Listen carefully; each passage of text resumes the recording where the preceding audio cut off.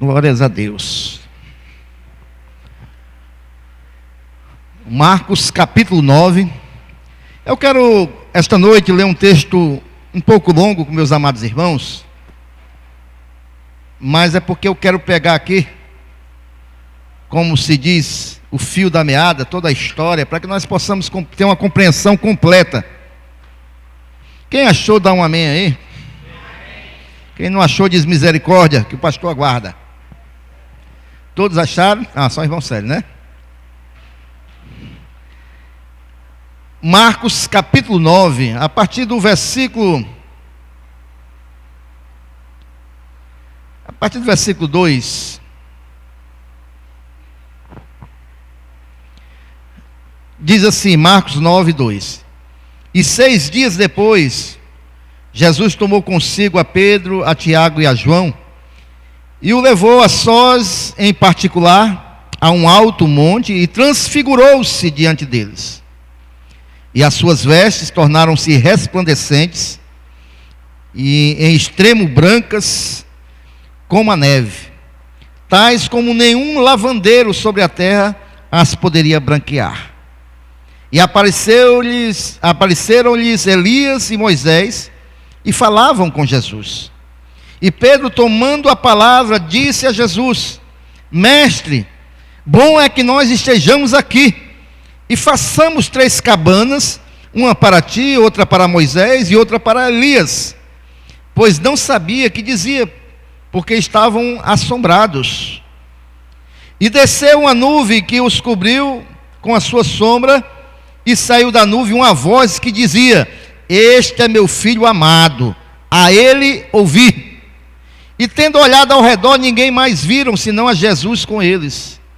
E descendo eles do monte, ordenou-lhes que a ninguém contasse o que tinham visto, até que o Filho do Homem ressuscitasse dos mortos. E eles retiveram o caso entre si, perguntando uns aos outros o que seria aquilo, ressuscitar dos mortos.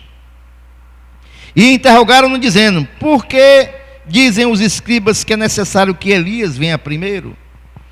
E respondendo ele, disse-lhes: Em verdade, Elias virá primeiro, e todas as coisas restaurará. E como está escrito do Filho do Homem, que ele deva padecer muito e ser aviltado. Digo-vos, porém, que Elias já veio, e fizeram-lhe tudo o que quiseram, como dele está escrito. Amém? Agora vamos para o versículo 14. E quando se aproximaram dos discípulos, viu ao redor deles grande multidão e alguns escribas que disputavam com eles. Isso aqui, eles desceram um monte, amém, irmãos? Jesus estava no monte com quem? Com Pedro, Tiago e João. Lá, Jesus se transfigurou diante dos 3 discípulos, e lá eles viram Moisés e Elias também. Agora eles descem ao monte e se encontram com 9 discípulos. Ali eles estão disputando com alguns escribas. E quando se aproximou, versículo 14, e quando se aproximou dos discípulos, viu ao redor deles grande multidão e alguns escribas que disputavam com eles. E logo toda a multidão, vendo-os, ficou espantada, e correndo para ele, os saudaram. E perguntou aos escribas: que discuti com eles? E um da multidão, respondendo, disse: Mestre, trouxe-te o meu filho, que tem um espírito mudo. E este, onde quer que o apanha, despedaça, e ele espuma, e range os dentes, e vai se secando. E eu disse aos teus discípulos que expulsassem, e não puderam. E ele respondendo lhe disse: Ó geração incrédula, até quando estareis convosco? Até quando vós sofrerei ainda? Trazei-mo. E trouxeram-lhe. E quando ele o viu, logo o espírito o agitou com violência, e caindo endemoniado por terra, revolvia-se espumando. E perguntou ao pai dele: quanto tempo há que lhe sucede isto? E ele disse-lhe: desde a infância. e muitas vezes o tem lançado no fogo e na água para o destruir. Mas se tu podes fazer alguma coisa, tem compaixão de nós e ajuda-nos. Versículo 23. E Jesus disse-lhe: se tu podes crer, tudo é possível ao que crê. E logo o pai do menino, clamando com lágrimas, disse: eu creio, Senhor, ajuda a minha incredulidade. E Jesus, vendo que a multidão concorria, repreendeu o espírito imundo, dizendo-lhe: espírito mudo e surdo, eu te ordeno, sai dele e não entres mais nele. E ele, clamando e agitando com violência, saiu, e ficou o menino como morto, de tal maneira que muitos diziam que estava morto. Mas Jesus, tomando-o pela mão, o ergueu, e ele se levantou. E quando entrou em casa, os seus discípulos lhe perguntaram à parte: por que o não podemos nós expulsar? E disse-lhes: esta casta não pode sair com coisa alguma, a não ser com oração e jejum. Amém? Queridos, a gente leu 2 textos aqui esta noite. E por que eu li esses 2 textos? Para a gente, em primeiro lugar, fazer uma comparação do primeiro texto para o segundo texto. Como mudou a situação de panorama de um texto para o outro, embora fosse uma sucessão de acontecimentos, uma sequência de acontecimentos. Nós vemos no primeiro texto, Jesus, ele se transfigura diante de 3 dos seus discípulos, 9 ficam lá embaixo, e aqueles 3 discípulos ali, diante da transfiguração de Jesus, eles ficam extasiados, porque ali Jesus, ele antevê aquilo que os discípulos iam ver futuramente, como eu e você vamos ver, como é Jesus verdadeiramente Deus na sua essência, quando ele estiver na glória. E ali os discípulos tiveram um pouquinho do sabor de ver esse Jesus que João descreve lá no Apocalipse, né? Que os olhos dele eram como fogo e tal. Aqui nós vemos que diz que as vestes dele eram tão branco que jamais nenhum lavandeiro poderia lavar, que ficasse tão branca daquele jeito. E eles tiveram esse sabor de ver a glória de Deus. E para completar o culto, ainda estava lá Moisés e Elias. Olha, 2 homens de fé, 2 homens que verdadeiramente são exemplo. E aí, irmãos, os discípulos saem do monte da transfiguração, da glória, do momento de êxtase, e agora eles descem e se deparam diante de uma situação causada por Satanás, por uma tribulação. Eles saem da glória e vão para a tribulação. Isso aqui representa muito também, irmãos, o que é a nossa caminhada com Cristo. É assim, irmãos, há momentos de glória e há momentos de lutas e tribulações. Há momentos de deleites na presença de Deus e há momentos de sofrimento, dores, angústia, né? Então, a nossa caminhada cristã é dessa maneira. Eles saem de uma visão da glória para um conflito diante de uma possessão demoníaca. Eles saem da companhia de Moisés e Elias. Olha só, 2 homens de fé. Eles saem do prazer de estar com esses 2 homens de fé, para quê? Para discutir com os incrédulos escribas lá embaixo. Olha só, vocês estão vendo aí a comparação, irmãos?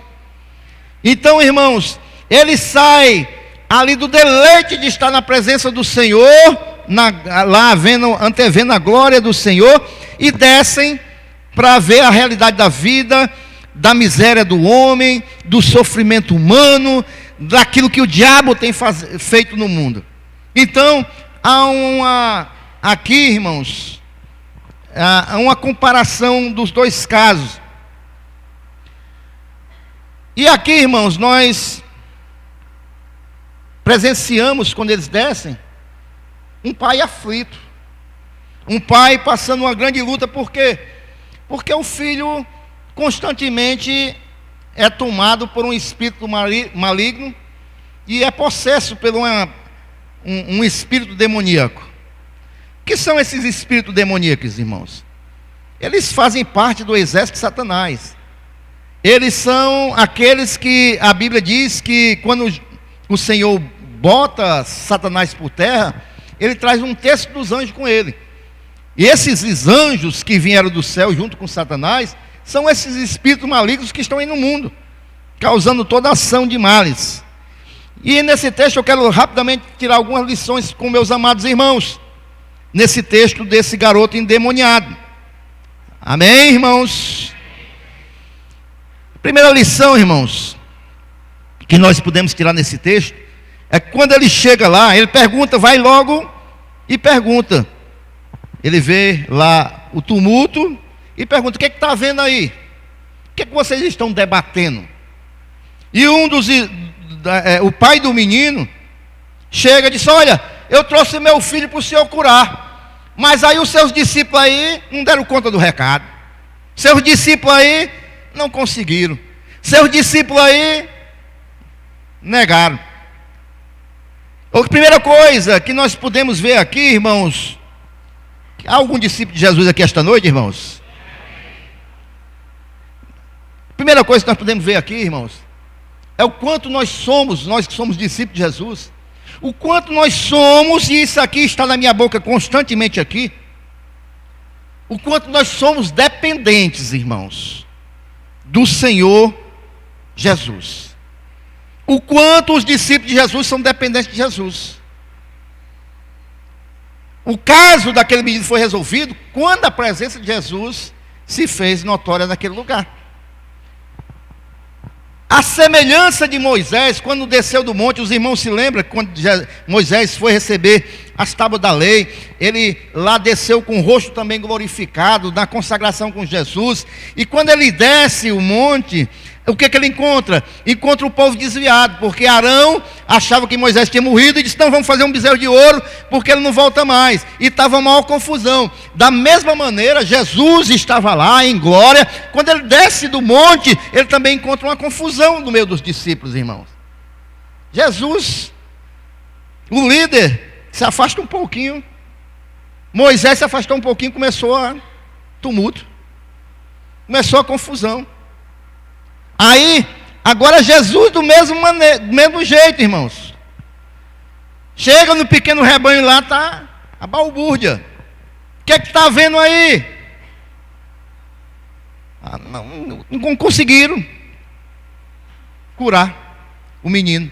Aí a gente vê aqui, irmãos, que Jesus encontrou os 9 discípulos, que eram 9 que estavam lá, né, não subiram.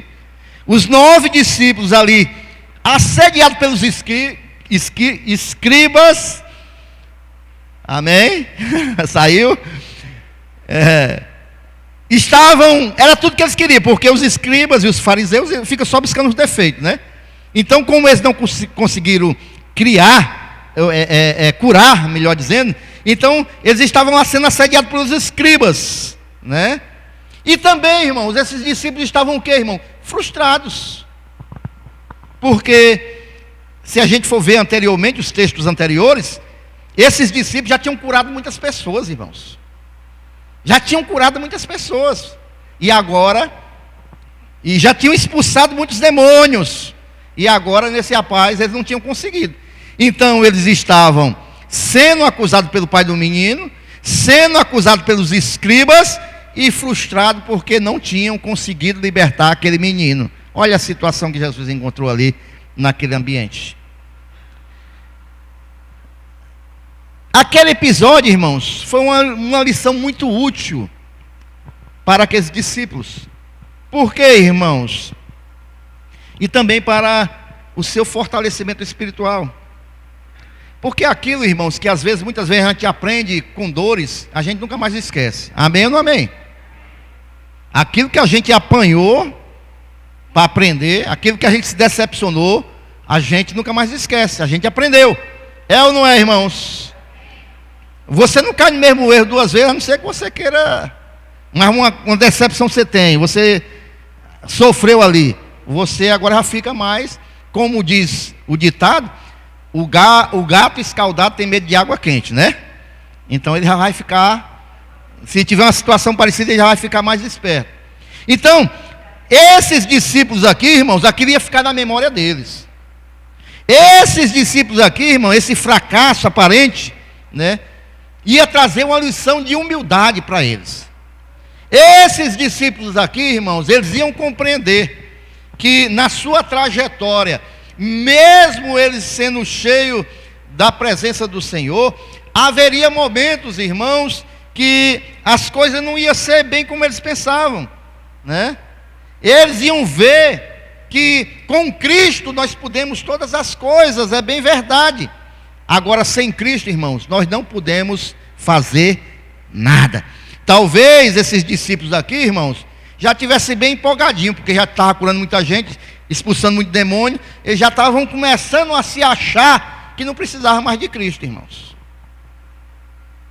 Aí Jesus disse: não, eu vou dar aqui uma liçãozinha para eles. Ei, meu filho, não se esqueçam não, viu, que vocês precisam de mim. E isso, irmãos, às vezes a gente não gosta de ouvir, porque às vezes a gente, eu estou falando nós que somos crentes, irmãos, às vezes a gente não gosta de ouvir que a gente tem que ser dependente de Deus. Às vezes a gente começa a ver, até em pregações, irmãos, pastores, pessoas que não colocam a sua dependência em Deus. Eles começam a se achar, né? Aí Jesus vai dar uma puxãozinha de orelha: ei, meu filho, se lembre que sem mim nada podeis fazer. João 15:15. Esses discípulos aqui, irmãos, eles tinham que aprender uma lição de humildade e dizer para eles mesmos que a cada manhã o nosso clamor tem que ser: Senhor, não nos deixe depender de nós mesmos. Você pode dizer essa noite para Jesus: Senhor Jesus, não me deixe depender somente de mim mesmo, porque nós temos que ser dependentes do Senhor, porque o Senhor é que tem que ser o cabeça das nossas vidas, porque o Senhor tem que ser Senhor das nossas ações, porque o Senhor tem que ser Senhor das nossas vidas. Amém ou não amém, amada igreja? Então, a primeira lição que nós vemos é que o discípulo de Jesus, ele é dependente de Jesus, irmãos. A segunda lição, ele pergunta: o que está vendo? E o pai do menino: eu trouxe meu rapaz, e eles não conseguiram libertar do demônio. Ele tem uma possessão. Aí Jesus vai perguntar: e desde quando que esse menino tem essa possessão? Aí o pai diz o quê? Desde quando era criança. Uma coisa que eu aprendo aqui, irmãos, a segunda lição, que Satanás, irmãos, a gente tem que ter muito cuidado com nossos filhos, as nossas crianças, porque não tem idade para Satanás atuar, irmãos. Eu vou dizer uma coisa aqui que eu já tenho ensinado aqui, mas vou repetir, irmãos. Ore sobre a vida dos seus filhos. Se eles estão dormindo, melhor ainda, você vai lá. O pastor é uma autoridade espiritual, mas em primeiro lugar, sobre os seus filhos, a autoridade espiritual é você. Você tem poder de autoridade espiritual sobre o seu filho. Vocês são pastores dos filhos de vocês. Então coloque a mão sobre os vossos filhos. Orem para que o inimigo que está aí no mundo não venha acertar vossos filhos. Orem para Deus guardar. Orem crendo que eles vão ser homens e mulheres de Deus.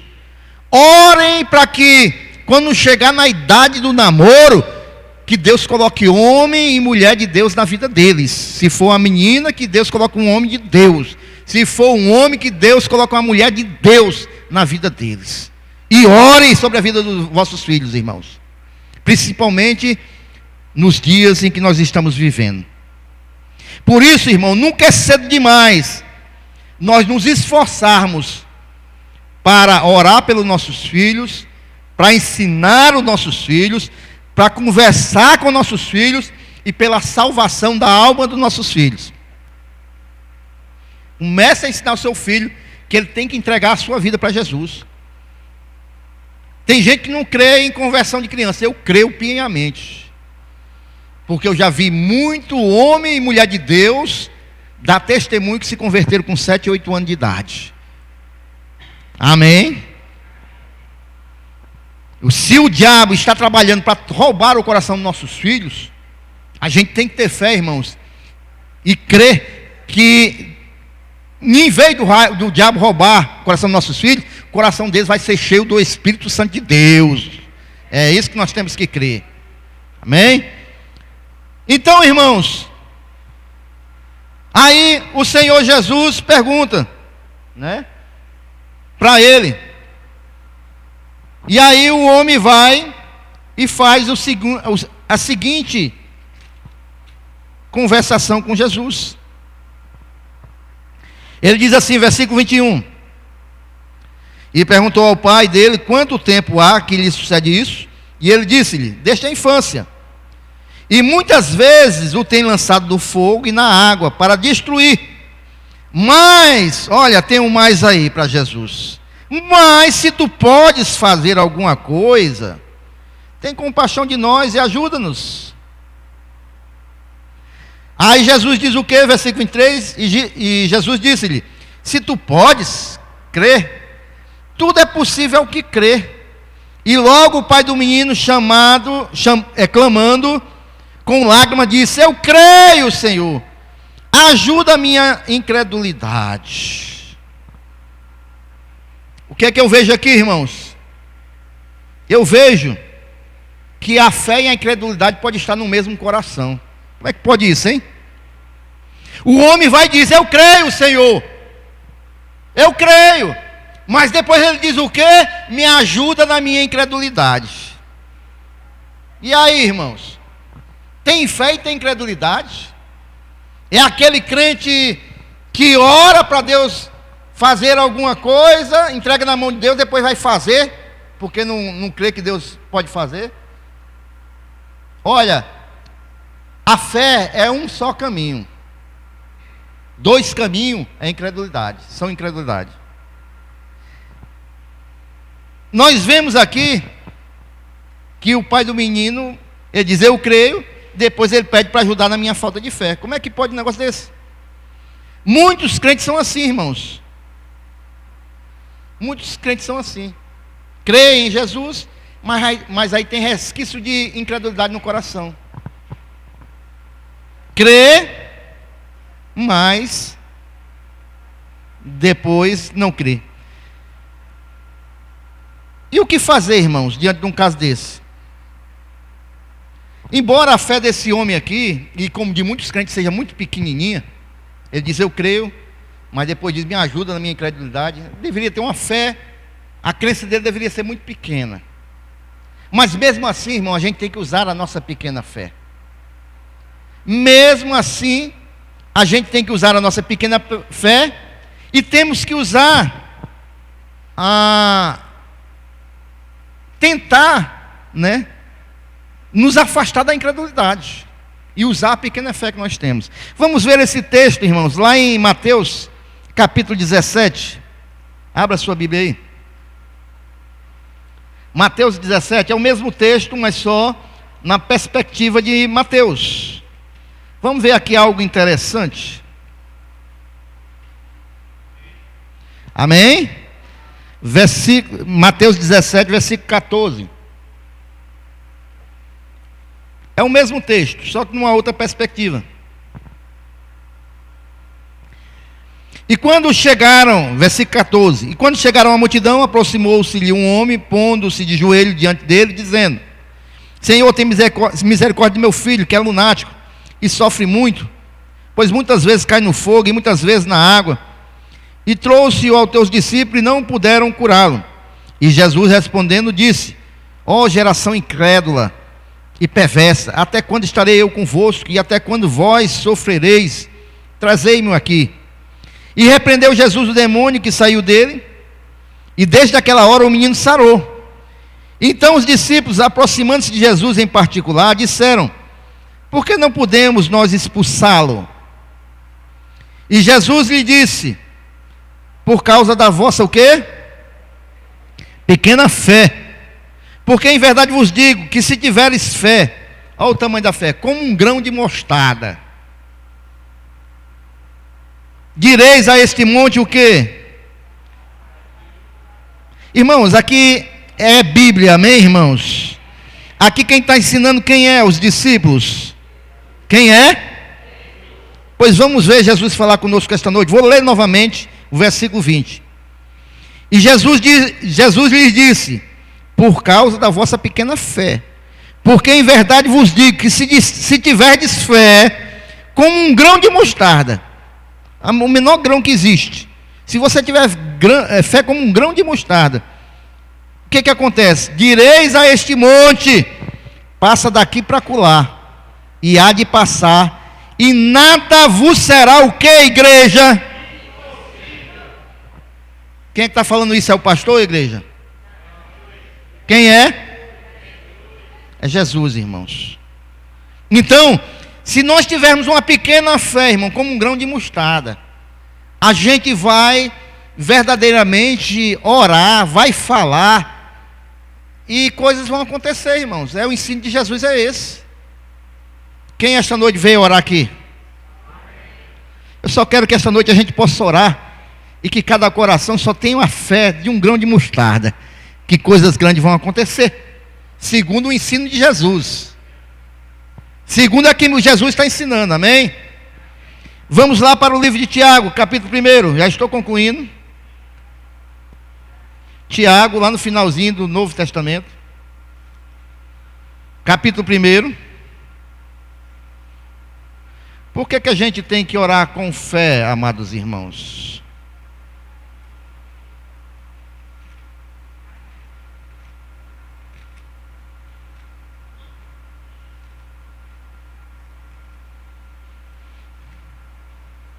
Quem achou diz amém.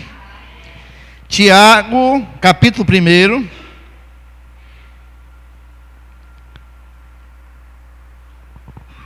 A partir do versículo 5, diz assim a palavra do Senhor: e se algum de vós tem falta de sabedoria, peça a Deus, que a todos dá liberalmente e não lança em rosto, e ser-lhe-á dada. Peça, porém, com que, irmãos? Com fé, não duvidando, porque o que duvida é semelhante ao que? A onda do mar, que é levada pelo vento e lançada de uma para outra parte. Não pense tal homem que receberá do Senhor alguma coisa. O homem do coração dobre, inconstante em todos os seus caminhos. Não pense que receberá do Senhor aquele que tem um coração dobre. Uma hora quer uma coisa, outra hora quer outra coisa. Que é inconstante em todos os seus caminhos. Uma hora pede uma coisa, outra hora está duvidando. Uma hora apresenta a Deus, outra hora acha que Deus não vai fazer nada. Quem tem que pedir com fé, não duvidando. Amém? E por último, irmãos, volte lá para o texto de Marcos, capítulo 9. Por último, o homem pede no versículo 24 que o Senhor ajude na incredulidade dele. Versículo 25. Jesus primeiro pergunta o homem, né? Desde quando ele sofre disso, olha aqui para mim. Jesus fez o quê? Chegou lá para o demônio e perguntou, foi? Está com quanto tempo que você está nele? Foi assim, foi? Foi não? Você vai fazer o que com ele? Foi assim que Jesus fez com o demônio? Foi não, irmãos. Ele não olhou nem para o demônio. Ei, você é o pai dele, vem cá, faz quanto tempo que ele está assim? Aí Jesus agora vai para o outro pai. Agora Jesus vai falar com ele. Olha o que Jesus vai fazer. No versículo 25. E Jesus, vendo a multidão que concorria, repreendeu o espírito imundo, dizendo: espírito mudo e surdo, eu te ordeno, sai dele e não entre mais. E o espírito saiu. Vocês estão compreendendo, irmão? Jesus não ficou fazendo entrevista com Satanás, com o demônio. Vocês já viram aquela história, né? Eu já contei aqui também, que os demônios se reuniram, e cada qual dizendo assim: hoje eu vou lá para aquele cabaré, Vou esculhambar tudo lá, vou causar briga, vou causar isso, causar aquilo. O outro demônio disse assim: rapaz, eu vou para as estradas, causar acidente, fazer tudo que não presta. Aí o outro demônio disse: não, eu vou para a igreja. Aí os dois demônios: o quê? Para a igreja? É, porque lá na igreja eles dão um microfone para a gente, dão uma oportunidade para a gente, é bom. A gente fala muito lá na igreja. Pois é, irmãos, os demônios estão assim. Estão gostando porque o pessoal está dando voz a demônio. Aí o cara pergunta: o que você vai fazer com ele? Como se não soubesse que é para matar, roubar e destruir. Vou matar. Olha aí, vai matar. Como se a Bíblia já não falasse isso. Eu não entendo, irmãos. Jesus nem olhou para o demônio, foi falar com o pai do menino. Foi fazer entrevista, foi com o pai do menino. Está quanto tempo ele está assim? O que acontece? Ah, é isso? Eu te repreendo, sai dele. Pronto. Amém, irmãos? Então, irmãos, esse último versículo, eu quero somente, irmãos, concluir dizendo que nós vemos aqui, aprendemos aqui, que o Senhor Jesus, Ele tem todo o poder, Ele tem todo o domínio, Ele tem toda a autoridade sobre os demônios, sobre os espíritos malignos, sobre aqueles que querem causar danos aos seus filhos. O Senhor Jesus, Ele é autoridade, Ele é Senhor. Não há uma autoridade maior do que o Senhor Jesus. Não há um Deus maior do que o nosso. Pode vir espírito diabólico, demônios, que vão cair aos pés do Senhor Jesus, porque Ele é Deus, Ele tem autoridade, Ele repreende, e não há espírito que fique de pé diante do Senhor Jesus.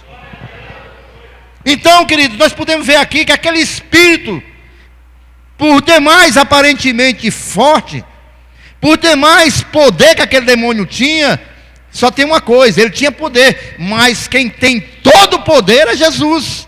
E por mais que ele tivesse algum poder para com os discípulos, ele foi prontamente repelido pelo poder que há em Jesus Cristo.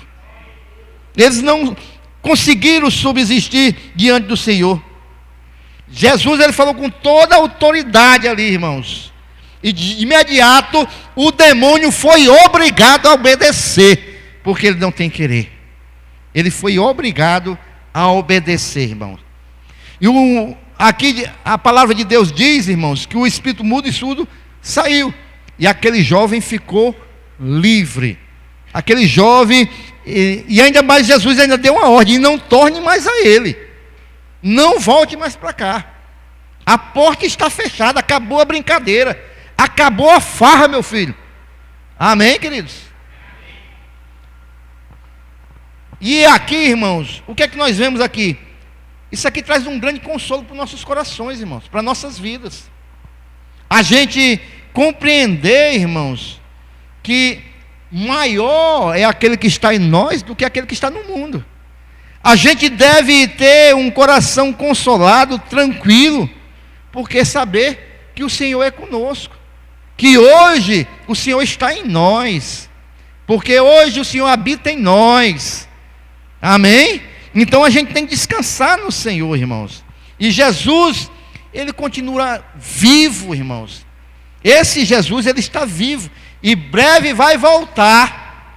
E a palavra do Senhor diz, irmão, Romanos capítulo 16, 20, diz o seguinte: o Deus da paz haverá de esmagar em breve a Satanás debaixo dos nossos pés. O Deus da paz é quem vai esmagar Satanás debaixo dos nossos pés. Amém? Então a gente serve esse Deus, a esse Senhor. E esta noite, se você veio orar com fé, se há um parente seu que está escravizado por espíritos demoníacos, espíritos imundos, nós vamos apresentar hoje essas vidas também. Se há enfermidades da parte do inimigo, vamos orar também. Se há alguma coisa que está sendo uma batalha entre você e alguma ação maligna, nós vamos orar e vai cair por terra. Eu creio em nome de Jesus. A igreja crê e diz amém.